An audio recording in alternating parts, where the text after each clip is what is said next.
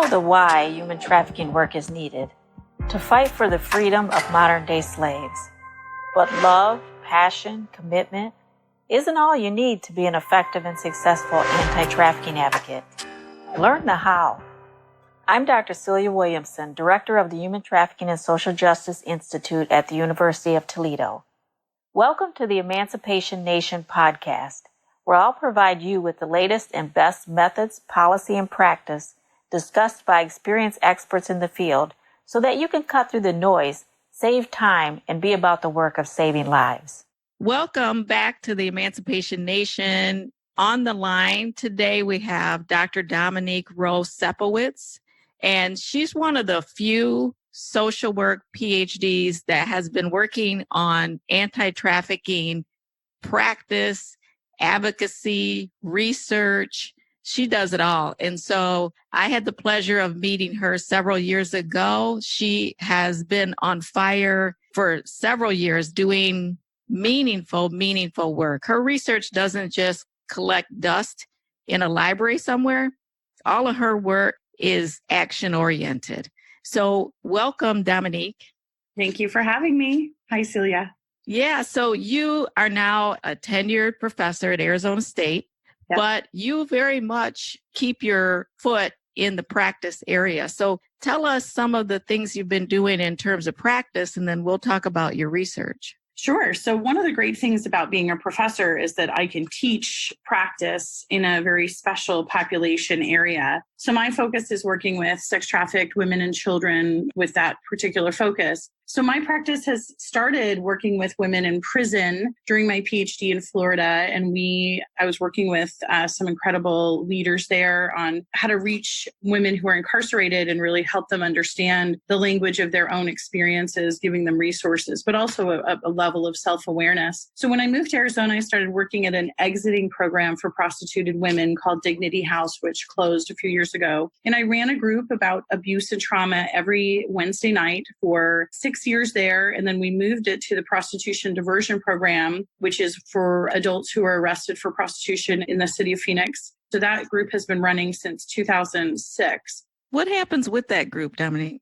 So the group has a curriculum. It's 11 weeks. We bring apprentices who are MSW students. So if any of you are interested in getting your MSW and really focusing on working with sex or labor trafficking survivors, this is one of the things that my office does is we have like a practicum or an additional internship. It's just a couple of hours a week, and you can help run this group, which has a written curriculum, which we follow. It's CBT based, and it really talks about learning the language of your own experience. But what we try to do is infuse topics that include trafficking. So I recently ran this group in a local jail in Phoenix, and there just isn't another opportunity for the survivors to talk about their sexual exploitation. So we talk about things like anger and family violence, domestic violence, child abuse, self-harm, drug addiction, but we infuse it with how did that interact with your exploitation? Who were the people who did these things? How did they control you? How does that look similar or different from domestic violence? So we're on our 30th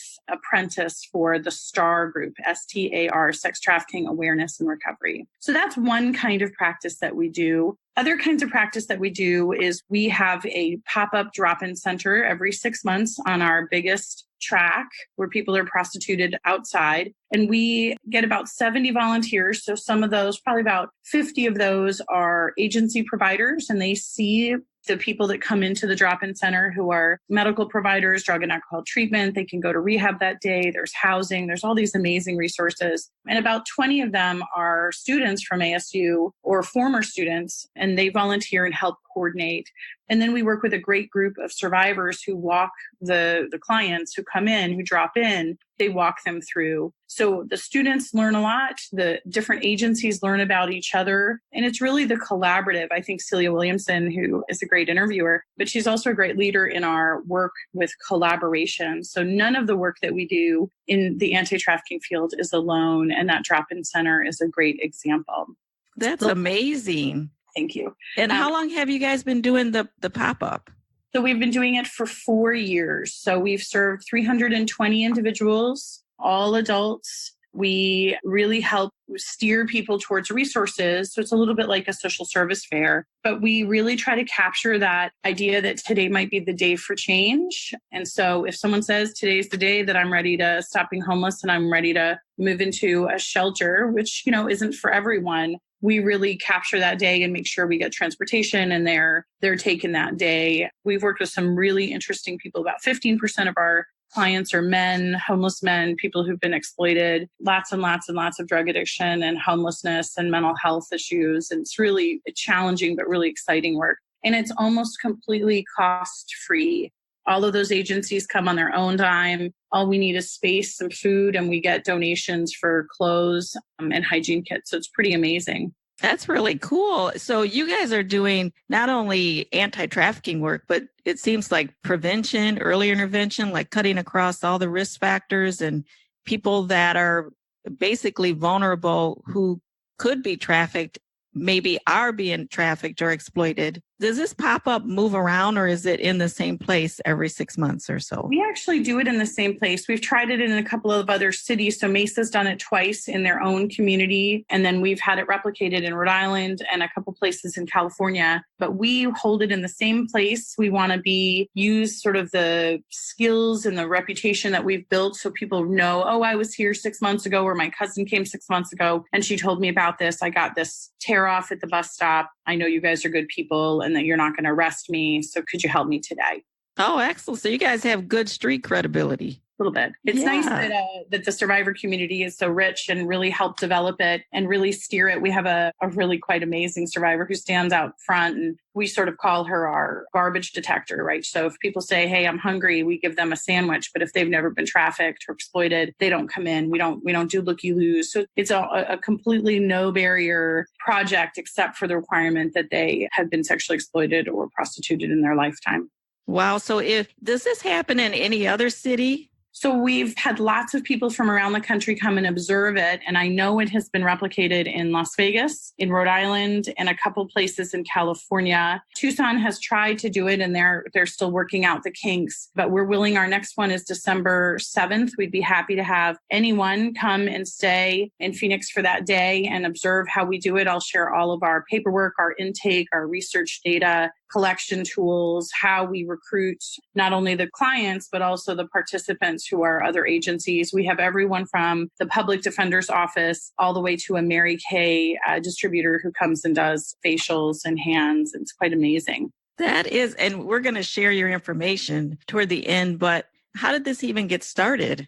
Well, we realized that the only way that people were being identified in our community was that the police were making contact, and that seems a little bit late. And it also seems to be too much responsibility for law enforcement to be everywhere all the time to identify victims of trafficking. So we tried to create a place where if people were ready to change, they were ready to get away, they were ready for resources, or even just to start thinking about resources, that there was a steady, regular group of people that met at a certain period of time. 6 months seems to work with our community. And it has been quite amazing. And the relationships between the agencies that meet during the drop-in center are really some of the most valuable. Working with the clients is incredible and really has great value. But those relationships between maybe an HIV or STI testing organization and the public defender or free legal services or a housing program or a shelter, those relationships are the ones that I think are really critical, because when we don't have a drop-in center, they have each other's business cards, they know how to contact, and they really know how to build the capacity in our community to serve victims of exploitation. Wow. And I know that takes a lot of work to have everybody moving in the same direction and also trying to work and play well together. That's really a testament to your work and the collaboration, because I know that's hard work to get everybody to move in the same direction. It absolutely is. And I think one of the unique pieces of the anti-trafficking field, as well as domestic violence and sexual violence fields, is you just really have to try to be as ego-free as you can and really move forward with the goal in mind. And I share credit as often as I can and as much as I can. Credit is really free. Thanking the people that got you where you are or got the program where you are, and all the contributions are so easy to do. I think I've always joked that if I thought I did it all, I would be standing out on our track waving my hand saying, like, does anyone want help? And the reality is there's nothing I could do all by myself, that everything that we do takes all these partnerships and these great big hearts and minds of really smart people. And when we create a new project like that, we meet with the survivor community and do focus groups. We meet with our service organizations to say, what is your capacity? We can't do it in our community every 3 months. We just don't have the capacity and time for each agency. So we try not to be so demanding, but also making sure that each time we do it, it's really meaningful, that we do it really well, that we do it to its best, that people are really informed to come, that people don't just miss out on it because they don't know. So we really make a hard push on marketing to make sure that we have people who need this, that they know where to come. That is so awesome. Now, what do you do in the research realm? I mean, doing that project could probably eat up all your time, but I know every time I see you, you have doctoral students following you, you have master degree students following you. I mean, if you stop too fast, they would probably bump into you. So what are the other things that you're doing in terms of research? Because I know you're helping to prepare all these new minds that are entering the field. So what are you doing in the area of research? So I think that's our responsibility as academics, that we have to really prepare our next generation of scholars. So we have about 13 funded research projects. 2 of them are task forces with law enforcement and social service agencies that serve human trafficking in 2 different communities. One is in Las Vegas and one is in Phoenix. And we do their data support. So we collect data on the cases that they work. We can look at trends and changes within their service provision. So there are things that we can account for. For example, if a law changes, we'll be able to recognize the changes in it. What maybe a bunch of new cases will come, or cases will dry up, or we'll see some changes using trend analysis and so on. One of the wonderful things that's coming out of the Las Vegas research is an intelligence brief. We realized that as a nation, we don't have a communication device between vice units and how to track information or new language. So that's something that we realized is missing. And that's from our research. When people say, look, I don't know what this word means in a text in one police department, but another police department knows, we really need to be able to share that data. And going to training and participating in training is really important, but that's just not very feasible for all the vice units in the country. So we're really trying to find ways to share research and knowledge in ways that are very action-oriented, very feasible. So those are some of the studies. We have a housing program for sex-trafficked women and their children called Phoenix Starfish Place, and we are evaluating the therapeutic programs that we provide there and the case management, and really trying to understand what the active ingredients are. What are the things that work?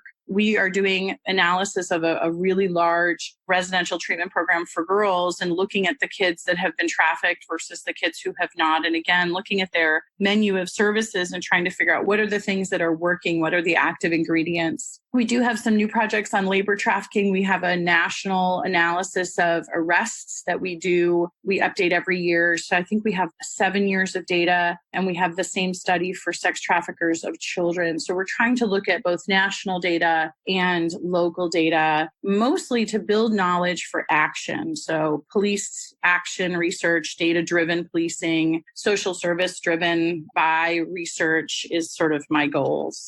Wow, that 13 funded projects, I couldn't even imagine. And that's all through the Office of Sex Trafficking in Arizona State, right? Yep. And how many students do you have involved as grad assistants or volunteers? So I have 4 full-time staff. All of them have been former students. 3 of them have been master's students at ASU, and 1 is a recent Vista, but she's a recent graduate of ASU. And then I have between 10 and 15 students a semester. Up to 5 of them might be an intern at Phoenix Starfish Place. And the rest of them are anywhere from a business student who is helping us with data. We've had GIS graduate students. I have some criminology students that do the crossover. Our office has a forensic social work slant. And our goal is to get people prepared to go into the world. And they may not focus on sexual exploitation, but as long as they have the skills and a person comes along, they will be able to provide the best possible services to them. Yes, absolutely. So what about I know you've done a lot of work online, and you've been one of the key people in the country letting the police know and investigators know how to look online and understand those keywords to understand if somebody is trafficked. Talk a little bit about that. Sure. Some of our studies really looked at, we really focused on Backpage because that was the sort of the center point for a long time. And the data from our research has gone to that federal indictment of the two owners of that organization. Mm-hmm. So what we did was we were actually placing our own sex ads, trying to figure out how big the market was, how many buyers were out there. So we would place an ad that did not insinuate that we were a child. And then we would get hundreds and hundreds of calls. And we placed those ads all over the country. We were working with demand abolition and different groups around the country, trying to understand what demand looked like. And what we did was we were looking through the other ads and we realized, trying to make our ad pretty normative. And we realized that there were some ads there that looked like kids to us. And we didn't really know what that meant. Did that mean they looked young? Did it mean the language looked like young? So what we decided to do was to collect a truth set. So we worked with 9 different police departments around the US. And we said, we are going to scan the ads in your area and we're going to flag the ones that we think are children. And we're going to tell you why we think that. And we want to know what you think about that. And could you, if you interact with that victim, will you let us know if that is an adult or a child? And amazingly, we work with the Phoenix Police Department. My buddy, Jim Gallagher, who's now the commander over the Vice Unit, helped get those law enforcement partnerships. And they said yes. So we now have about 570 ads that are of known children. So they were confirmed by law enforcement. There was contact. So they either had previous contact with that person and knew their age, or they made contact that day if they were able to and told us. And so that data actually went to DARPA for their MEMEX project, and they used that data. It went to Thorn and helped build Spotlight. So the data is not just the photo, it's the language, it's the headlines, it's all of the pieces. Tell us what those 2 organizations are for people who don't know. So DARPA is our federal organization that created the internet and creates technology and research using technology. And they had a MEMEX program that was, I think, about $20 million that invested in the top technology companies in the United States and gave them this as their problem: how to solve sexual exploitation in the United States using technology. So that was DARPA. We worked with them for a year as consultants and gave them our truth data. And then we worked with Thorn, which is the Demi Moore and Ashton Kutcher Foundation that is really doing cutting edge work on sexual exploitation and now illicit child material. They have some incredible programs. And so our data was just truth. So they just fed that into their computers and it taught the computers what to do. So it's called machine learning. So as a social worker, I've really had to learn all of that language, which has been quite exciting. So the research transcends just how should we treat clients. It's how can we find victims? How can we prevent victims? How can we look at how to get victims to be more involved in the prosecution of traffickers? Because if not, those traffickers don't become plumbers. They continue to be traffickers. So can our research give us more information on how to support that? All of that work is amazing and really is moving the knowledge base forward in terms of becoming a more progressive, understanding civil society that can really make a difference. I think the work you're doing is just amazing. And so when somebody is sitting back and they say, I would really like to get involved, what advice would you give them on how they can get started? So do you mean involved in the field or involved in the work that we do at ASU STIR? Well, let's say both. Let's say they want to get involved in ASU, or they're a beginning researcher and they want to do some meaningful work, or they want to get involved in practice. Yeah, research is really complicated. This is by and large, a hidden problem. So learning to look in the crevices, learning to look in places that aren't really logical, like big national databases, you're not going to find trafficking data. So being creative, but also having really strong relationships with your community partners who will share data if you are ethical, if you say what you're going to do and you do it, if you provide them with benefits for them, right? Shared credit.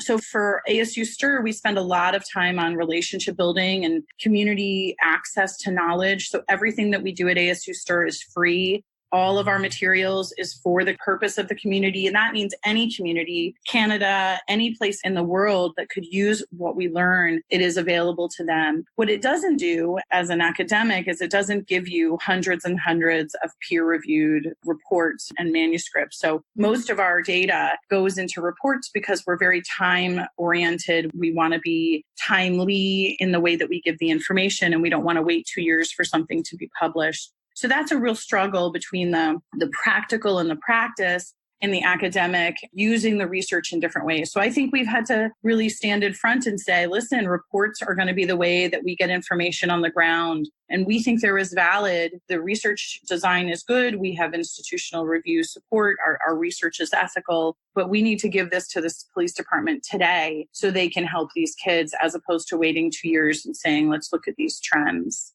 That's right. That's right. And I think that's a struggle with scholars, particularly someone with a social work perspective that knows their mission is to make a difference.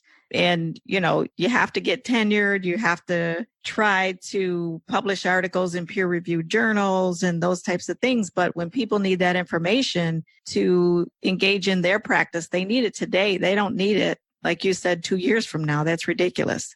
And what's nice about the anti-trafficking movement, and Celia is really a leader in the scholarship on it, is there's so much for us to learn. There's almost nothing we really know yet. We really don't know how to do prevention. So we created a website called Project Starfish, all one word, and then .education, the whole word. And it's a beautiful website, and it has lots of information and lots of activities for high school. So we do 7th grade and above. All these core competency, great. You can get certified as a sex trafficking aware person. The problem is evaluating prevention historically is really difficult. So a lot of times you do things and you hope it has good efficacy, but there's so little done. There are probably less than 500 research articles on sex trafficking that there's so much room to learn, that we have so many things to continue to explore. I feel very lucky that this is my interest and this is my area. And again, Celia is part of the reason that those of us who sort of follow behind like little ducks. But you were the one who said, we've got to explore this. We've got to dig into this. And we've got to really understand that this is something unique. This is different from domestic violence and sexual violence. This is its own problem. And we have to really understand it before we can do too much to stop it. Well, yeah, true. But today, I think I'm following you, and I would like to come and, just hang out with you after I retire and just watch you do all of these things and see how you get it done, because I'm amazed that you're able to do all these wonderful things. And all of these things are so meaningful and so important. I could see why you can't really drop one of them. All of them seem like it's so critical, and this is the time that, we should be looking into those issues. So if somebody is passionate and interested, how can they get involved in perhaps even coming to ASU or being involved in the Office of Sex Trafficking? So we have a wonderful doctoral program, which requires, in general, an MSW. So we have doctoral support. I have a 32-hour work position that I do doctoral support. I don't have a doctoral line, which I can explain at any time. And then I employ hourly many, many, many master students. So they have, 20 hours with me. They have their internships. They have their classes, but they're really immersed in the area of human trafficking. We now have a whole labor trafficking unit. If you're kind of locationally constrained, there are lots of ways that you can work in the anti-trafficking field. You can volunteer, you can donate money. But the most important is that you become aware that any client that you serve has the chance of being trafficked. We're doing research in Hawaii at social services agencies. We're working with incarcerated women, and we're seeing these huge percentages, up to 27% of people that we're surveying have been trafficked. And those are in help-seeking situations. So homeless runaway kids consistently are about a quarter of the population we survey every year. So if one of every 4 clients that walk in the door of whatever agency that you're working in probably had some sexual exploitation in their lifetime, maybe that should be in your screening. Maybe that should be in your assessment. And for you as a practitioner, that's something perhaps that you need to get more comfortable talking about and more educated on so that you're a better, more targeted provider. Do you have any advice for somebody who is a professional, is a practitioner in their field to advocate, to get some questions or get their agency to start looking into this issue? I feel like we have spent a lot of time hoping people are passionate, waiting for that one clinician in an agency to get passionate about this, and that'll make change. And I think we're going to have to be a little bit more aggressive in that. We're going to have to mandate some of these in child welfare, in probation, in settings where we know that the population is big. And we've really faced a lot of hesitation because once you ask a question, does that agency then become responsible for the services? So I do think getting trained, going online, there's lots of good trainings. There are experts in each community, but really coming to the conference, the Toledo conference in September is my favorite of the year. I meet the most interesting people. I learn the most of any other conference I've ever been to. I feel like this is my 12th year going. You're an OG now. No. But we have some great stuff to present, but I always leave with much, much more than I've given. So I can't recommend that enough. And there are lots of jobs available around the country, but it's really in those pockets where people really care about this issue, and going to Toledo and learning about where those pockets are has been really helpful. Yeah, thank you for that. That's the Human Trafficking and Social Justice Conference that we do every September. Dominique is always there presenting new and wonderful and valuable research. She always brings students with her, and, they network. And so it's been a great partnership, I think. Thanks, Celia. This year, I'm bringing the head of the housing department in Phoenix, of the 5th largest city in the U.S., who, in partnership with our office, we've opened the first HUD-funded housing program for trafficked women and their children that is a direct referral. So we also try to get her excited about this. And her name is Cindy Stotler. She's amazing. But the power of her becoming interested in this has sort of endless opportunities. So the people that come together for your conference are professionals, practitioners, students, researchers. It's such a great mix because we see things from such different lenses. And oftentimes I don't even think of that lens. I just haven't had the moment to think about it at all. And then I leave thinking, oh my gosh, we've got to really look at it from this other perspective. What can we do and how can we do it better? Yeah, wow. The HUD. That is amazing because transportation and housing, as we know, has been the major barriers across the country. So getting somebody from HUD in your community excited about doing the work, that is something that I really want to do in my community as well. So, well, come to our session. We'll teach you how to do it. Yes, most definitely. Well, if people are interested in learning more about you, your work, your research, or a potential funder that's interested in a project that you talked about, how can people get a hold of you? You can email me at Dominique, DOMINIQUE.Roe, ROE, @asu.edu. You can go on our website, which is at ASU STIR. So you just type that in and it'll come up. Arizona State University, STIR. We also have websites, which is sextraffickinghelp.com and projectstarfish.education. All have lots of resources, lots of information, and feel free to contact me with any questions. All of that information is available for free. Print it out, put it on your website, enjoy it. Please use it. Thank you so much, Dominique. I appreciate your time. I know you're a busy, busy woman and your family. So thank you so much for taking the time to share some of the work that you're doing. Thanks, Celia. You're amazing. I feel so lucky to know you and to be part of this community. That was Dr. Dominique Roe-Sepowitz. She's a pioneer, a maverick, somebody who cuts down the weeds and clears the path for others in human trafficking advocacy to follow. She creates new knowledge, and that knowledge is placed immediately in the hands of legislators, law enforcement, social workers, and therapists. She's in the ring fighting with both strength and grace. She reminds me of Theodore Roosevelt's famous speech about the man in the arena. He said, "It's not the critic who counts, not the man who points out how the strong man stumbles or where the doer of deeds could have done them better. The credit belongs to the man who is actually in the arena, whose face is marred by dust and sweat and blood, who strives valiantly, who errs, who comes up short again and again, because there is no effort without error and shortcoming, but who does actually strive to do the deeds, who knows great enthusiasms, the great devotions, who spends himself in a worthy cause, who at best knows in the end the triumph of high achievement, and who at worst, if he fails, at least fails while daring greatly, so that his place shall never be with those cold and timid souls who neither know victory nor defeat. Dominique is in the ring, and she's winning her bouts, and we're grateful.